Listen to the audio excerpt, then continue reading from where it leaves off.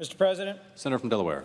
Mr. President, I rise to share with my colleagues and with our country my enthusiastic support for Julie Su, my gratitude for her ongoing work as Acting Secretary of Labor, and my support for President Biden's nomination of Julie Su to lead the Department of Labor. Throughout her career, Julie's worked tirelessly to level the playing field for American workers as an advocate for trafficked garment workers, running our nation's largest state-level labor department. 2 years ago, this Senate confirmed her to serve as Deputy Secretary of Labor. And as Deputy to Secretary Marty Walsh, Julie helped lead a resurgence in workforce training, expanding apprenticeships in in-demand industries like trucking, teaching, and cybersecurity, building pathways to jobs in advanced manufacturing, in clean energy technology, and semiconductors, ensuring our country has the workforce we need to meet the needs of our economy, and ensuring that those jobs are good jobs.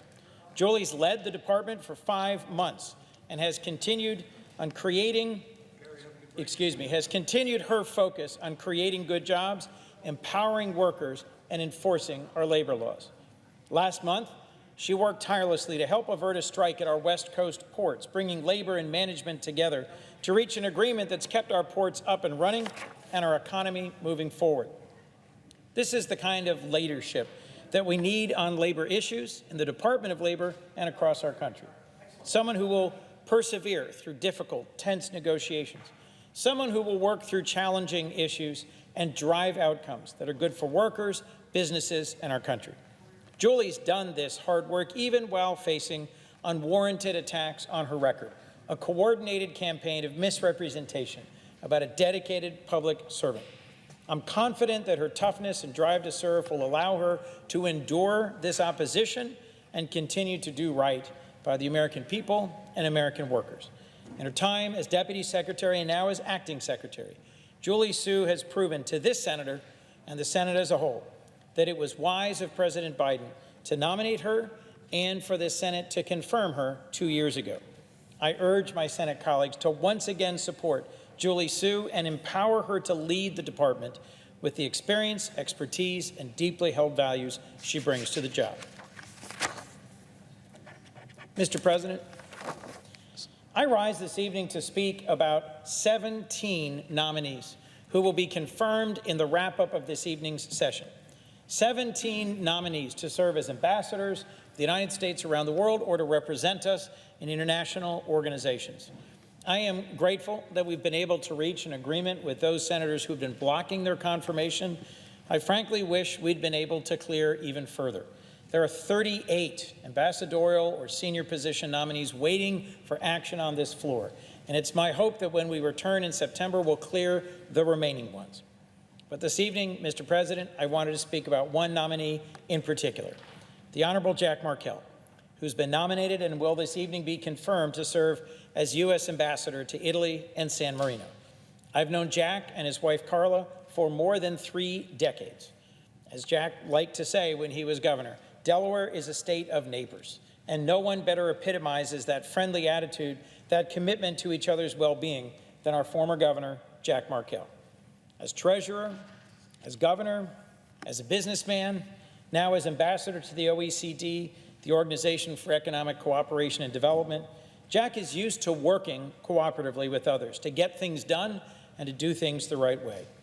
As governor, he steered our state through an incredibly difficult and demanding fiscal crisis, getting us back on track. Along the way, he expanded opportunities for people with intellectual disabilities. He created a national model for workplace experience and college credit opportunities, and he launched a much-lauded kindergarten language immersion program. As the White House coordinator for Operation Allies worldwide, he facilitated the vetting and resettlement of Afghans who served alongside us during 20 years of conflict. And now as ambassador to the OECD, he's worked with our partner nations to emphasize energy security, sustainable development goals, and to support Ukraine against a brutal Russian invasion. Italy is obviously a key NATO ally, and Italy is facing some of its biggest challenges in decades and has come out the stronger for it. Italy is a committed partner in NATO to the United States and to Ukraine as a nation fighting on the front lines of freedom.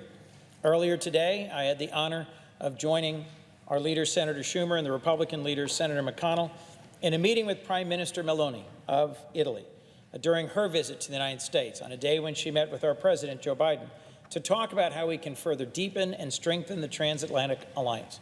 And I was grateful to hear the strong bipartisan support of this chamber's two leaders for the continued effort to arm, to equip, and to support Ukraine in its important fight against Russian aggression.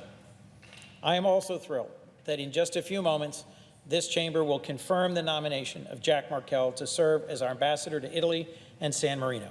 This position has been vacant for more than 2 years, and we cannot ignore such a vital post any longer. In these uncertain times, the United States has found greater strength in allies and partner nations, and Jack is the consummate bridge builder who understands how important alliances are.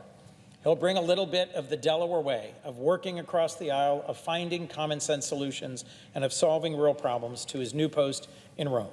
So to a dedicated and capable public servant with experience to match, to a friend of decades, congratulations to Governor Markell, Ambassador Markell, as you embark on this next chapter in service to our nation. Thank you, Mr. President. With that, I yield the floor.